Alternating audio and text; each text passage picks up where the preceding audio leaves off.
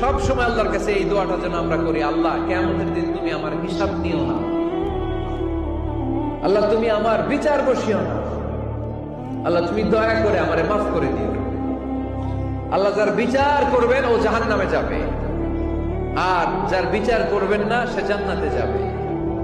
আল্লাহ যদি বিচার করে আর পাই টু পাই হিসাব নেয়, নামাজ পড়লি না কেন, রোজা রাখলি না কেন, মিথ্যা বললি কেন, খাদ্যে ভেজাল দিলি কেন, মাছে ফরমালিন দিলি কেন, যৌতুক খাইলি কেন, ঘুষ খাইলি কেন, উল্টাপাল্টা করলি কেন, জিনা করলি কেন, একটার পর একটা প্রশ্ন বানে যদি সেই ভয়ঙ্কর দিনে আল্লাহ আমাদেরকে জর্জরিত করে, আমাদের কোনো উত্তর আছে? সেদিন আমাদের বাঁচার কোনো উপায় আছে? তাই আমরা সবাই আল্লাহর কাছে দোয়া করবো, আল্লাহ কোনো বিচার টিচার মানি না, কোনো বিচার করতে পারবো না, দয়া করবা। কথা কয় না? কি করবে?